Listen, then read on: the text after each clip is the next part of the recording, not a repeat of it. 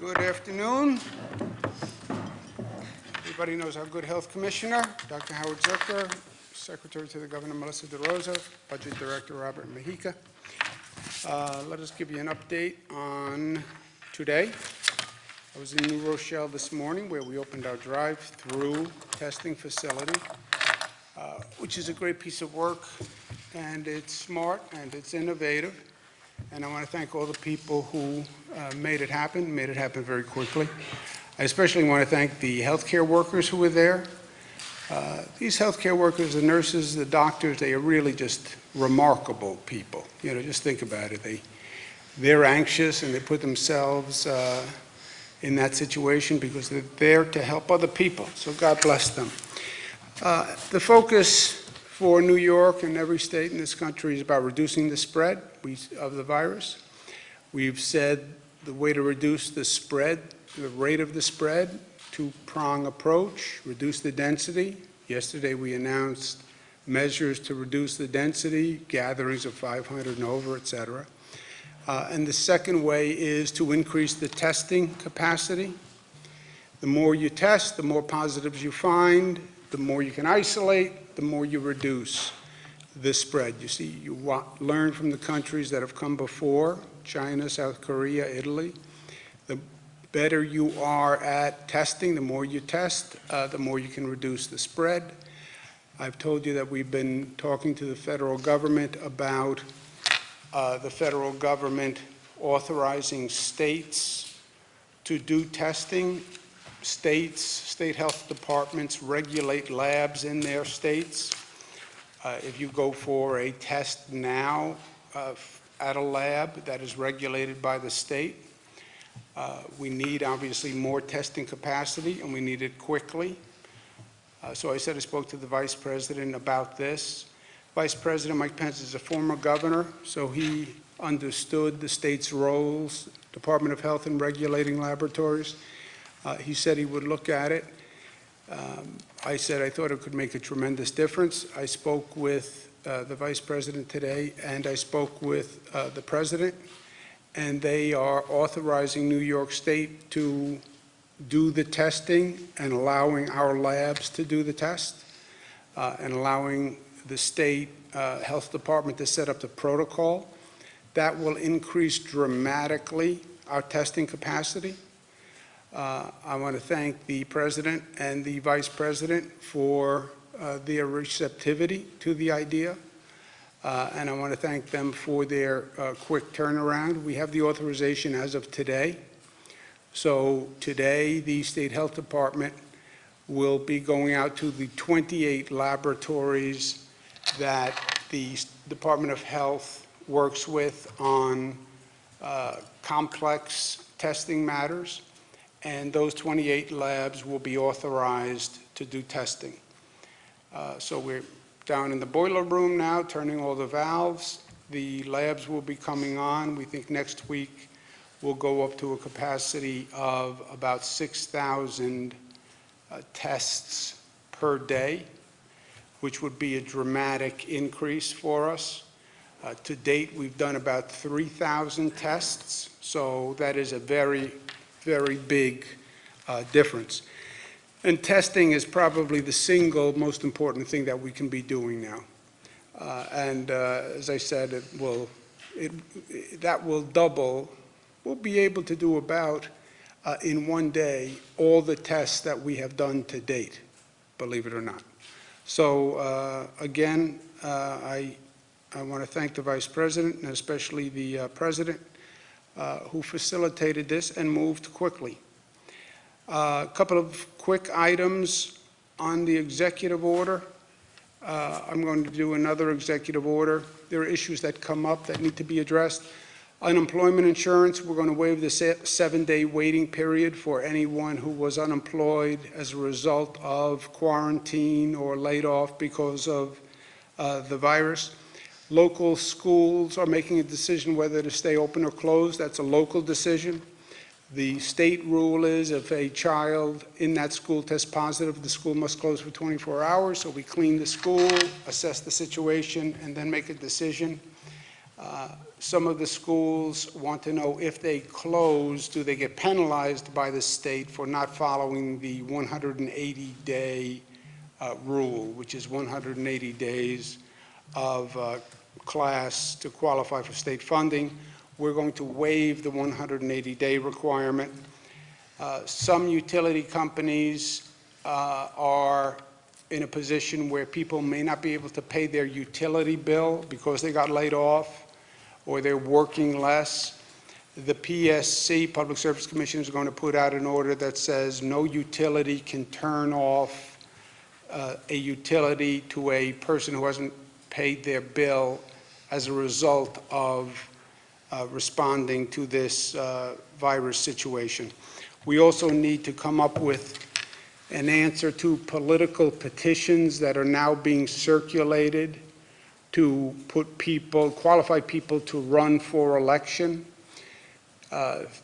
Normally you go door to door with a petition and you speak to the person who opens the door and you ask them to sign a petition.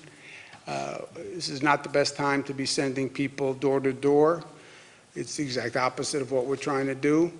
I don't know the specific solution, but I know it's something that we have to address. We'll give you the numbers for today. That's the total number of people tested, about 3,200. The number of cases, current total 421. We've gone up 96. New York City, you can see, went up 59 cases to a total of 154. Westchester went up 10 to 158. These are the counties that have cases. Schenectady is actually a new county for a case. New York now has the highest number of cases in the country. New York and Washington go back and forth. Washington had more deaths, obviously, because it was in the vulnerable situation.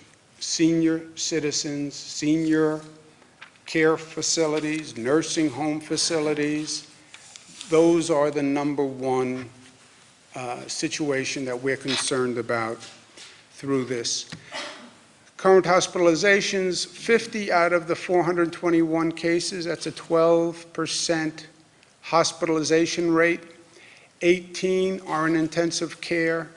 We have 3,200 intensive care beds in this state. Total number of hospital beds of 53,000, but 3,200 ICU beds.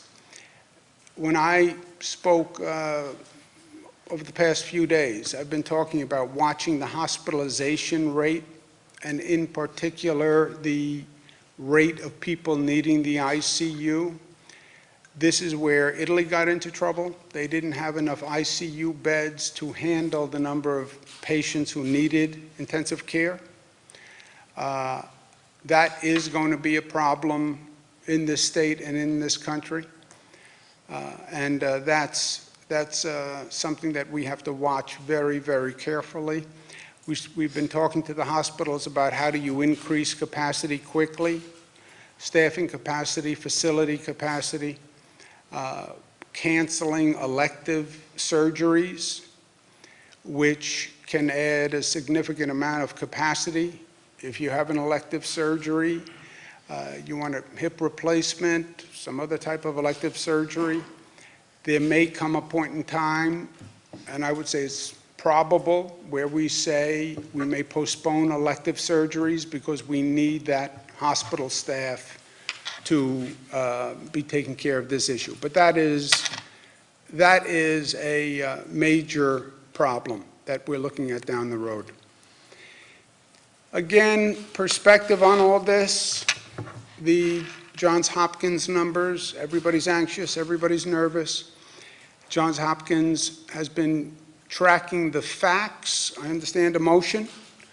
I also understand facts. And you want to relax yourself. You want to understand what's going on. Look at the facts. Look at the facts. They have tracked every coronavirus case, 137,000, 5,000 people have passed away.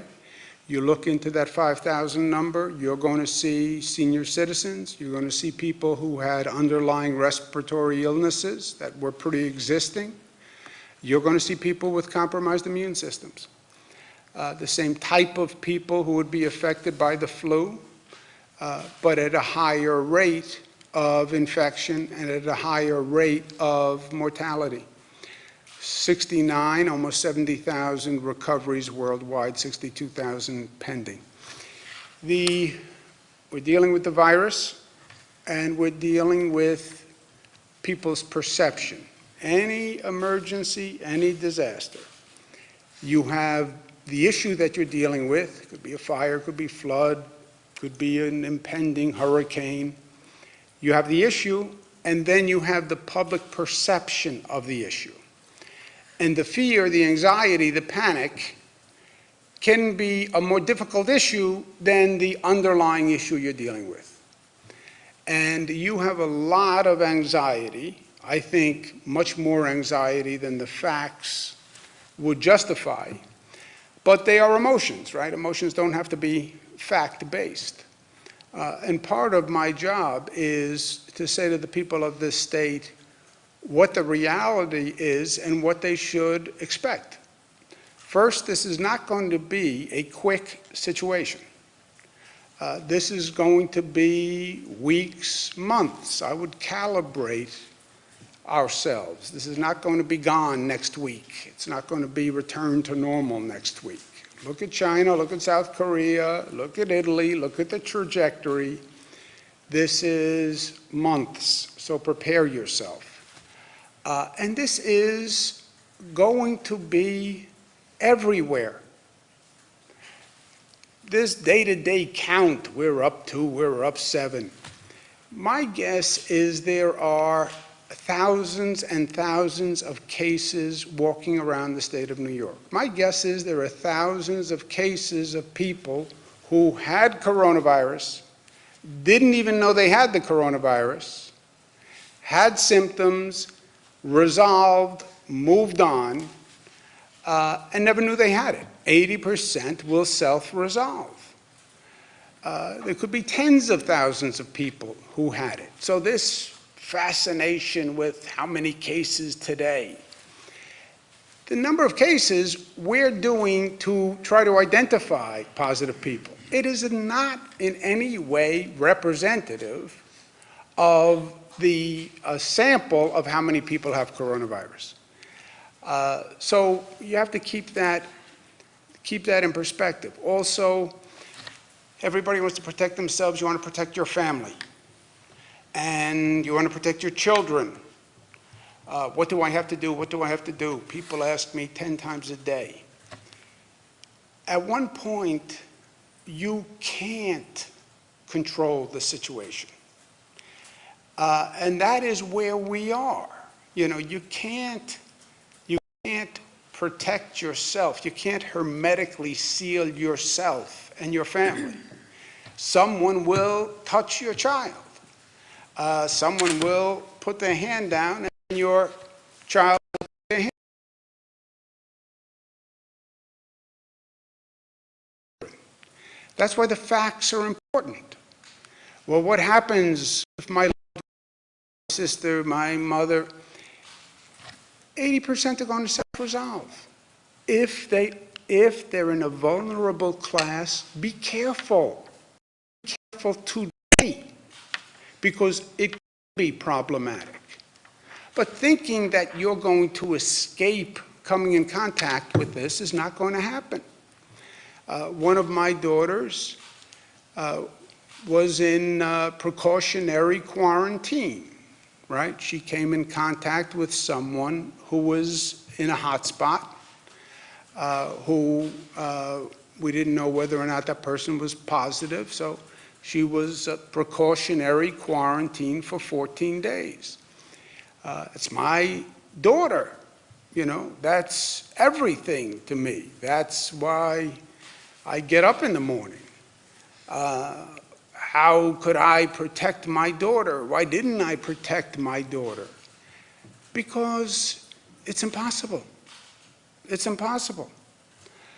Now, my daughter is a young woman. She's not in one of the vulnerable categories.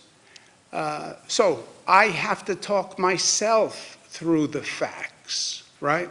You're talking about my child, right? You want to talk about emotion. It just goes up in you. So I had to talk myself through the reality of the situation and the facts of the situation to calm myself. So I understand fully the anxiety that people feel. I understand the questions. But again, the facts do not justify the fear. And I know more facts than anyone. I'm doing this every day. But my daughter was possibly exposed because you can't control it. Who knows where the cab driver was? Who knows where the person who sits next to you on the bus was? Who knows where your buddy was last night who may have come in contact with a person who then finds out that they were in contact with a person? You know, you can't. You can't. The good news is the facts. And yes, if you are in the vulnerable population, it's different. If it was my mother may have been exposed, then I would be more concerned. So what am I doing? I'm taking more precautions with my mother. And I talk to her about it every day because, you know, I'm just a son and she knows better than I know, and she gave birth to me, so by definition, there's nothing that I could ever tell her in my life that is valuable because she gave birth to me, so by definition, I am just inherently inferior, which I understand and happens to be true. But that's a different situation. So all of this to say, you can't, nobody is going to be immune from this. But the facts say we have to do what we have to do, but we're going to handle it and we're going to get past it. Questions? Comments just now were kind of a rebuttal, if you will, to the calls for you to close schools statewide. What do you say to, and you probably have something very similar to say about specifically those calls to close schools? Look, the call to close schools, there is a theory that children, while not affected by the virus, may be carriers of the virus. You close the schools, might you slow the spread? The closing of schools is a very difficult decision and a complicated decision, and there's pluses and minuses. I understand the pluses. I just mentioned the plus. The minuses are who says that the children aren't going to be in contact with other children? Just, you know, if you're not in school for a day. I know when I wasn't in school for a day, I came in contact with a lot more kids being out of school than in school. Second, how about the learning for the children? That is not going to happen now. Third, a lot of children are receiving breakfast and lunch at school. How do you do that? How do you get all those meals to all those kids when they're not in school? What distribution mechanism do you have? Then if the kids are home, what do the parents do? Well, the nanny can watch the kids. Yeah. Most people don't have staff at home to watch the kids. So if the kids are home, the parents are home. Well, if the parents are home, who's going to be working in my hospitals? Which is the critical system in all of this. Staffing the healthcare system. So it is complicated. What we have done is we've left it up to the localities, by and large, and we have many schools closing. I don't know if that's always a judgment on the facts or if that is a response to anxiety in the local community, where parents just say, I don't want Johnny going to school today. By the way, attendance in schools is way down. Why? Because a lot of parents are saying, this is my child, this is my gift from God, this is my precious child. I don't know what's going on. I don't want them going to school today.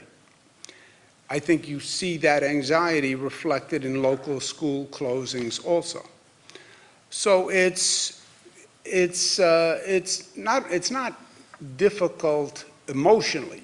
It's factually a very debatable premise. It's something we look at every day, something we talk about every day, because there are pluses also, but there are significant trade-offs. How would that change? You know, you say you're tracking this, you keep tracking this every day. What would change where you would say, you know what, we got like Ohio doing or Los Angeles today? Well, look, you're watching the increasing curve of the spread, right? And if you look at what has been done in the past, if you're not slowing that curve, you take increasing measures just to bring down the spread. Now, we don't know if factually closing schools actually reduces the spread. There's a premise, a theory that says it does, but we don't know, in truth, Joe. You could close a school that could increase the spread, right? Nobody has factual data because we haven't done this before. But if the number keeps going up, you keep turning the knob to reduce, more testing, more density reduction, more testing, more density reduction, right? So we've now said on density reduction the 500 gathering place and then the 50% of occupancy. The number keeps going up, you turn that knob more. That's why you see you have some places on the globe where they just closed everything, right? Italy got to a point where they said grocery stores, pharmacies, everything else closed. That's as tight as you can turn that valve. But it's a calibration that you do day to day. We are saying to local school districts, for example, we're waiving the 180-day requirement, which means it's up to them without any sanction. You're a Queens guy. You're not a shrinking violet. Bill de Blasio calls you on the phone and he says, Gov, what do you think? Should I close the schools? Yeah, I get those calls all day long right So now. what do you tell Bill de Blasio? I say the same thing that I just said to you. I said, look, here's the pluses, here's the minuses. So you say it's his call. It's up to de Blasio. Well, it is up, well, No, but let's be clear. Is it up to Bill de Blasio to close New York they City are schools? local decisions, except when you have a child who tested positive. Now, the state says you must close it for 24 hours, period, and, new paragraph, you must consult with Department of Health. Because if you have a positive case in the school, then you have to know the facts and circumstances. And is there a possible cluster in that community? And that's something we have to discuss. Yeah, but state workforce, any changes? Hold on one second. So you're saying if no one tested positive? I guess the question is, pardon the pun, like, it sounds to me like you're washing your hands of this question, right? It sounds to me like you're telling it, you're passing it off to localities and saying it's not my No, I'm saying there is no, the state at this point, with these numbers, does not believe we need to close schools statewide. If a locality feels they should close schools, either because they think there's a health reason, or frankly because they think there's an anxiety-based reason, I understand that. If the numbers tell us a different story, I have no problem setting a statewide standard. I mean, I set plenty of statewide standards, right? The 500, the occupancy ratio. But we don't have a position determined by facts and data that says the closing of schools would make a difference. And you know there are negative consequences. It is a very big deal if parents have to stay home. And it's a very big deal if we are short-staffed in hospitals. What's the DOH when it comes to testing? Is the state looking to contract with labs outside of New York? We have 28 labs. We have 200 labs that are licensed in the state of New York. We have 28 labs which are, this is not the official term, but top-tier labs, in essence, that the Department of Health works with on an extensive basis. We're going to those 28 labs first and contracting with those 28 labs. What about outside of the state, though? Is there any consideration for looking at No. labs outside? Governor, this morning. Excuse me one second, go ahead. We did contract with BioReference, which is in northern New Jersey. That was the announcement the governor made yesterday. They're going to be doing 5,000 tests a day starting for us next Wednesday. And we are working with LabCorp and Quest. But as we discussed yesterday, because their facilities are so far away, that creates a 3 to 4 day lag on turnaround for results. I stand corrected.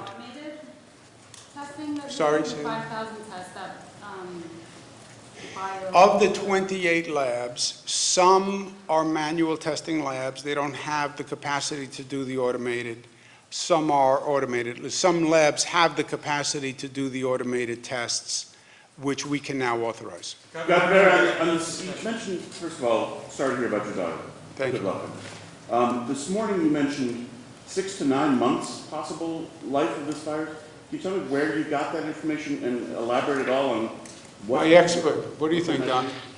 So we don't have an answer yet of how long this is going to be around. There have been discussions about whether it will change when the temperatures change, but just the understanding of how flu or pandemics like this run their course throughout the world. We expect it to be a handful of months, 3 months, 6 months, 9 months. It's hard to predict exactly how long. But one other thing is across the globe. Governor, can you comment on whether or not there are any discussions to close down the state's court system? I spoke with the Chief Judge yesterday. I've been talking to her regularly about this, Janet DeFiore. Again, it's a day-to-day situation. The court system is very important. But we understand the pressures also, but there's been no discussion about shutting it down. Suspending the 30-30 rules. The chief administrative judge ordering that, or imminently ordering that all criminal trials be suspended? Frankly, I haven't gone through it yet. I was out of the office this morning. What about suspending the sort of the evidence rules, the speedy trial essentially requirements? We haven't had any discussion about that. And then the state workforce? State workforce is working. We haven't done anything particular with state workforce, have we? No. You going to do anything particular? You got It's something that we're talking about and evaluating on a day-to-day basis, but at this point, no. Should voting be pushed back at all, March 24th, April 28th? Look, this is a fluid situation, so we're dealing with all of these issues as they come up. The petition process, I understand, is problematic. We have to figure that one out. The elections we haven't discussed. Governor, the federal government has provided a federalist approach where the states could decide on their own the specifics of how to handle that. Was that the right approach? You seem to have been critical a little bit here and there about their approach, but is the federalist approach a good way of going? I think the president did the right thing today. I think the vice president made the right call. That's why I said I thank him for his receptivity. Centralization of a function is very effective if the goal is quality control over flexibility and speed and volume, right? If you keep it centralized, CDC, FDA would say, I want to control the testing. Why? Because if I control it, I can make sure it's done exactly the way I want it done. Okay, I get it. That's the benefit of centralization. Many tasks we do on a centralized basis. Now you change the fact pattern. By the way, we need tens of thousands of tests all across the country, and we need them tomorrow. Centralization doesn't work. You must go to a decentralized model of management. And in this case, you have the states sitting there, and the states do this, right? This is not asking the state to do something that we don't do. You're not asking us to regulate the nuclear energy industry, right? You're asking us to do what we do. We regulate the labs. That's what we do. You go for a blood test, that lab is regulated. So to me, it was easy because you're decentralizing, but you're decentralizing to a structure that performs that task already.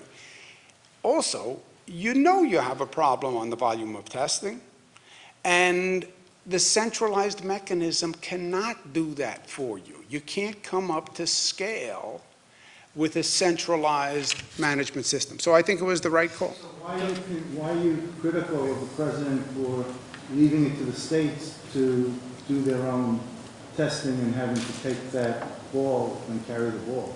No, I think I asked for New York's ability to do the testing.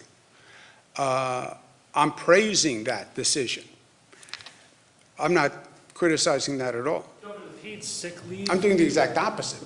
I asked them to do it. Before they approved it, you were critical of them having... Oh, I think the testing was slow. On a national level, I think the testing was slow. You look at the numbers, but I think this is the right decision. On hospitalizations, how long does someone, on average, for lack of a better word, how long does someone have to be hospitalized? And like, I mean, how long are we talking like a bed is going to be in use for?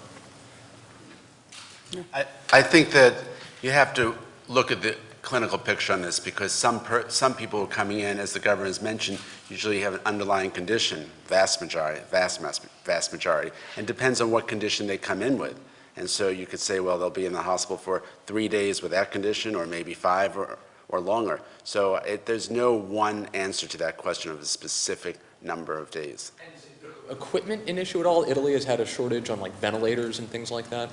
But we're looking into all the issues of additional equipment, and we have purchased additional equipment as well.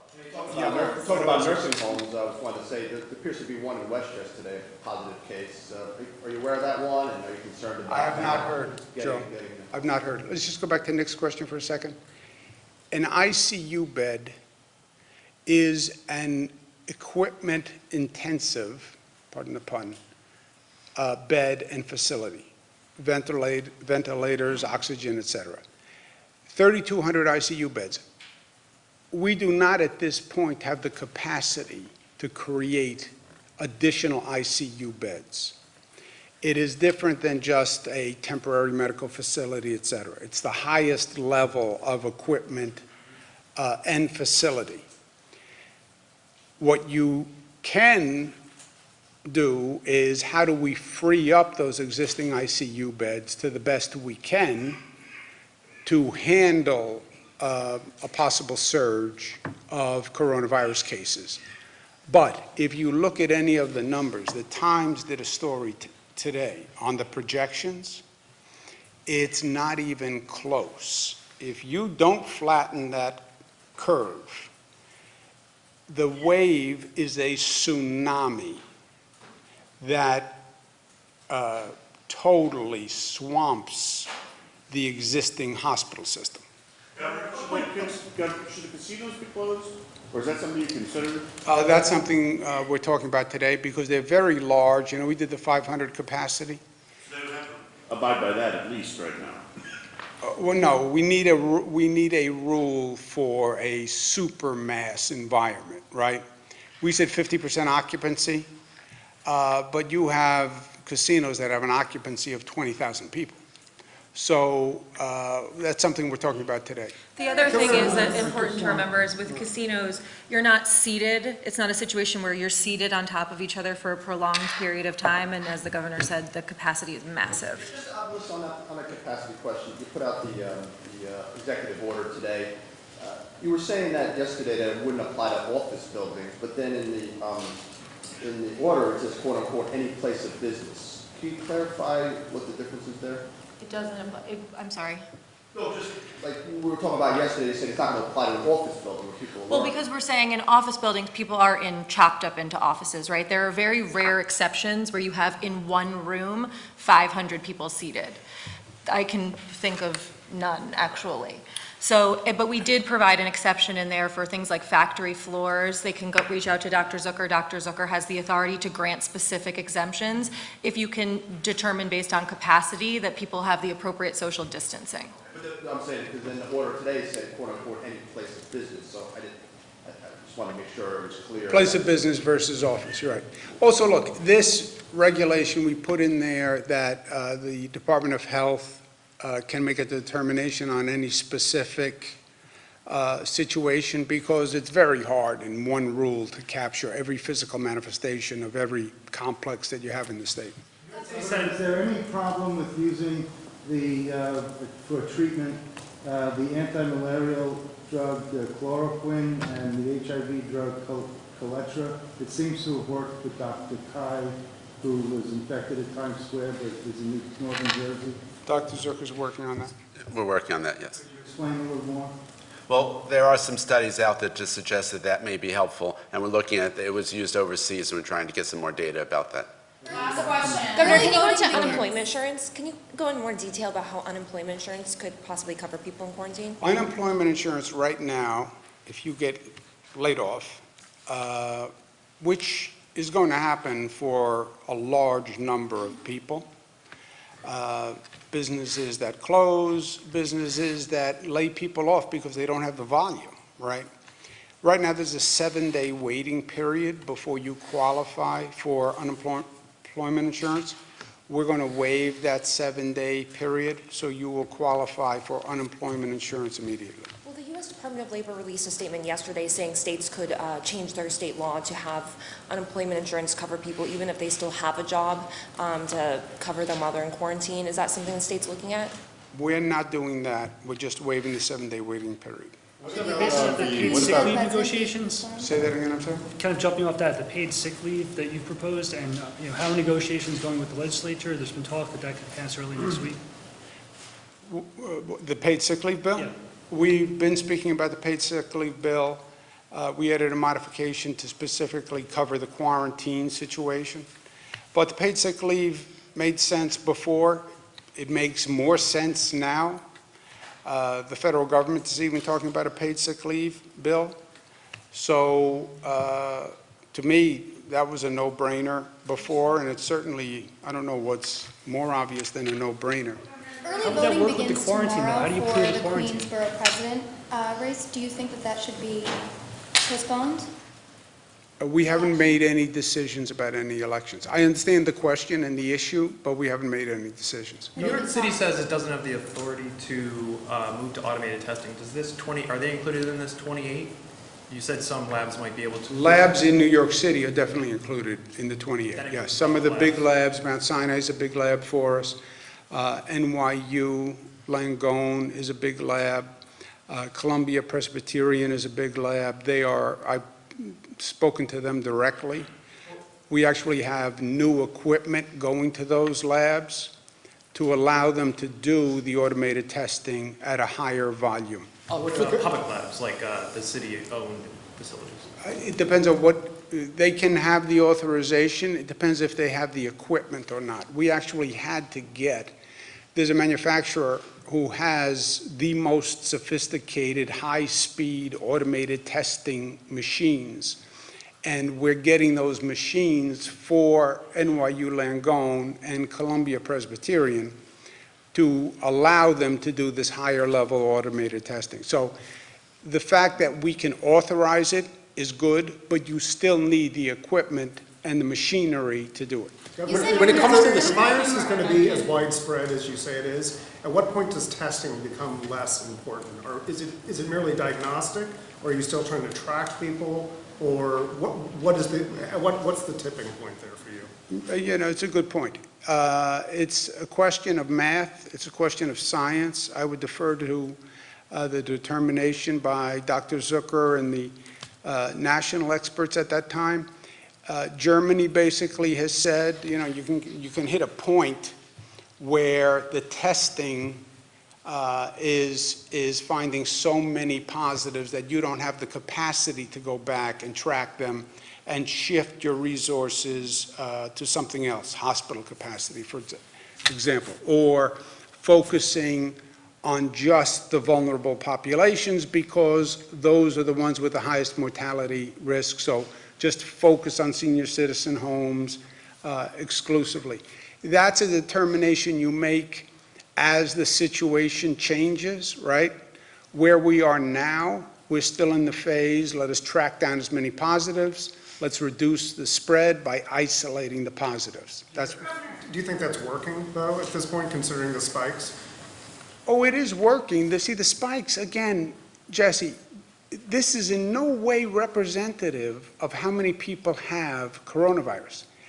These numbers are spiking because our testing capacity goes up. When our testing capacity goes up next week, you'll see 1,000 cases of positive. Why? Because we're going down the positive track. Well, look at the spike. No, the spike is the spike in our increased testing capacity, not in the percentage of people who have coronavirus. You don't feel it's spreading as rapidly as it has in other places? Oh, I'm not saying that at all. I'm saying these numbers can't tell you that one way or the other. These numbers don't answer that question one way or the other. And they're not even evidentiary. You have 400 positives of people who were probably positive, right?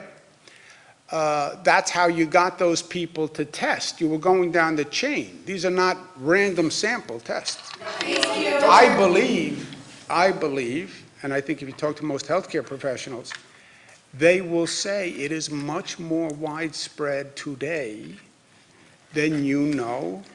It was here before you knew it. It was wider spread in the past than you know, and it will spread more than you think, right? You're talking, some other countries are talking about a 60%, 70% infection rate. I'm sorry, can I ask you, you visited New Rochelle. Well, excuse me one second. Do you want to comment on any of that? I think the governor covered it exactly correctly. No, I was going to say, on that point, you visited New Rochelle today. You've taken a variety of steps there, including the 1 mile radius, the quarantine from last week. How effective and how important was it to take those steps in a place where you knew you had this hotspot?